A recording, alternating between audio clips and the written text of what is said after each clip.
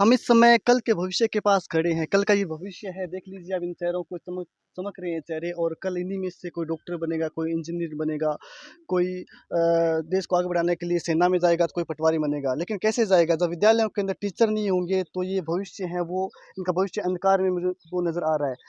सरदार शहर के गाँव सोनपाल सर में हम खड़े हैं और ये विद्यालय 12वीं तक है और यहाँ पर टीचर हैं 5 से 6 टीचर हैं। तो ऐसे में आप समझ सकते हो कि ये कैसे अध्यापक बनेंगे, कैसे ये एसडीएम बनेंगे और कैसे ये डॉक्टर, इंजीनियर बनेंगे। हमारे साथ एक अंकल अंकल क्या है ये आपके हाथ में? ये टीसी है। क्यों अंकल टीसी क्यों?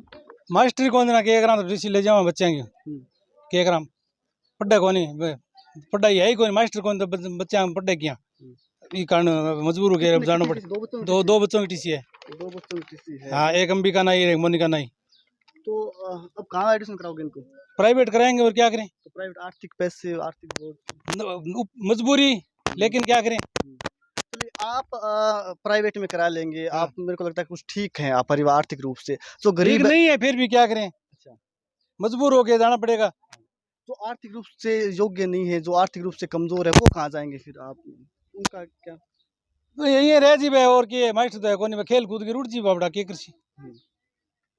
तो देखिए 2 बच्चे हैं इनके, दोनों की टीसी लेके जा रहे हैं। कारण बता रहे हैं कि विद्यालय के अंदर अध्यापक नहीं है। विडंबना ही है ये देश की कि एक तरफ सरकारें कहती है कि आप विद्यालय के अंदर बच्चों को पढ़ाइए, विशेष रूप से बेटियों को पढ़ाइए, बेटियों को आगे बढ़ाइए, लेकिन विद्यालय के अंदर टीचर नहीं। तो ऐसे में अभिभावक हैं वो मजबूरन अपने बच्चों का नामांकन है वो यहाँ से कटवा कर प्राइवेट में ले जा रहे हैं। ऐसे में उन पर आर्थिक रूप से भी उन पर भार है वो पड़ता है। हमारे साथ गाँव के युवक हैं उमेश सिंह जी, जो कि सामाजिक कामों में बढ़ चढ़ कर हिस्सा लेते रहते हैं। सर, विद्यालय में टीचर नहीं है, कितना नुकसान छात्रों की पढ़ाई को हो रहा है? छात्र हो रहा है, काफ़ी नुकसान हो रहा है। टीचर क्यों नहीं है? जो शहर के नज़दीक विद्यालय है वहाँ पे जाके देखो, वहाँ टीचर कैसे आ गए। ये हमारा गांव थोड़ा दूर पड़ता है, भी हमारे साथ ये भेदभाव हो रहा है।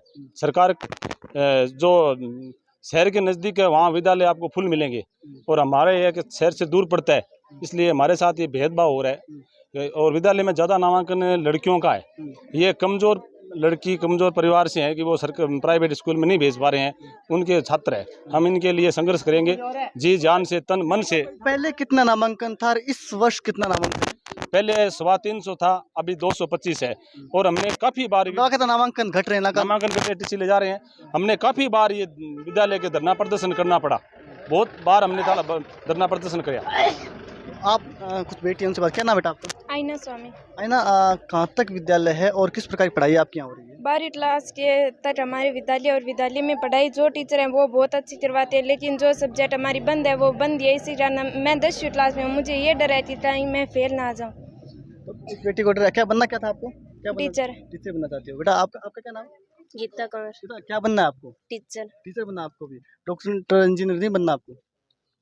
तो यहाँ टीचर ही नहीं है, क्या करें? बनने की कोशिश जरूर करेंगे, लेकिन टीचर के बिना क्या करें? हम धीरासर से आते हैं पढ़ने, पैदल चल दूर से गाँव आते हो? धीरासर से पैदल चल के 10 किलोमीटर दूर है शायद। पैदल चल के आते आपके हैं। गाँव में भी टीचर नहीं है? मैं वहाँ पे भी गया था, वहाँ टीचर नहीं है, जिसके कारण यहाँ हम पे आए। जिस कारण हम यहाँ आते हैं। यहाँ भी टीचर नहीं है तो हम क्या करें? क्या करें? पढ़ाई चौपट हो रही है आपकी? हाँ, बहुत नुकसान हो रहा है। नुकसान हो रहा है। आपका क्या नाम है? वसुंधरा सिंह। पढ़ाई चौपट हो रही है, क्या बनना था आपको? IPS officer. आईपीएस ऑफिसर बनना। बन पाओगे क्योंकि इस प्रकार की व्यवस्था टीचर नहीं विद्यालय में? नहीं, इस प्रकार की व्यवस्था से हम आईपीएस ऑफिसर तक कोशिश नहीं करेंगे। दुख होता है आपको जब इस व्यवस्था होती है? हाँ, बहुत होता है। कौन सी क्लास में आप? 11वीं। तो देखिए वसुंधरा है जिसको आईपीएस ऑफिसर बनना है, लेकिन आप समझिए कैसे बनेंगे आईपीएस ऑफिसर जब विद्यालय के अंदर टीचर नहीं होंगे।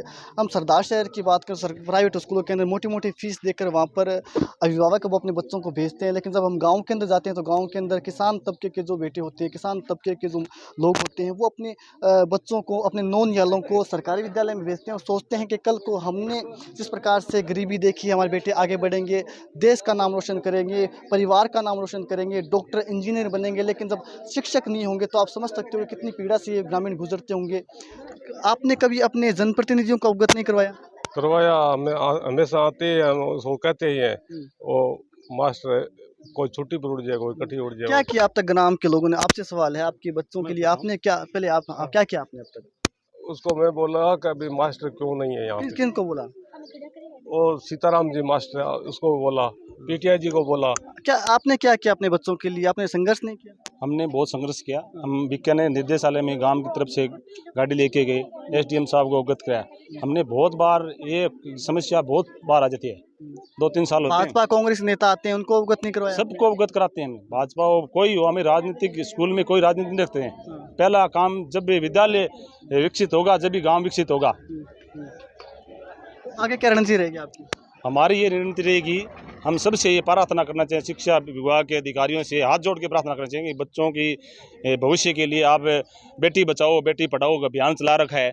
यहाँ पर ये बेटियां कहाँ पढ़े, विषय अध्यापक ही नहीं है तो कहाँ जाएंगी। तो निश्चित रूप से विडम्बना ही है कि भारत जैसे देश के अंदर आज भी अध्यापक नहीं है स्कूलों के अंदर, और सरदार शहर के गाँव गोलपाल तक की कहानी नहीं है। तो लगता है हर दूसरे गाँव की कहानी अध्यापक सरकारी कहती है कि नामांकन बढ़ाएंगे, लेकिन नामांकन क्या इस सूरत में बढ़ेगा? एक तरफ सरकारी कहती है कि हमने स्कूलों को क्रमोन्नत कर दिया है, एक तरफ कहती है सरकारें कि हम लगातार स्कूलों को बढ़ा रहे हैं, सरकारी स्कूल और खोल रहे हैं, हम गाँव के अंदर भी अब इंग्लिश मीडियम खोल रहे हैं, महात्मा गांधी इंग्लिश मीडियम खोल रहे हैं, लेकिन विद्यालयों के अंदर अध्यापक नहीं है। तो ऐसे में क्या औचित्य है इन बड़ी बड़ी बिल्डिंगों का जब विद्यालयों के अंदर अध्यापक ही नहीं है?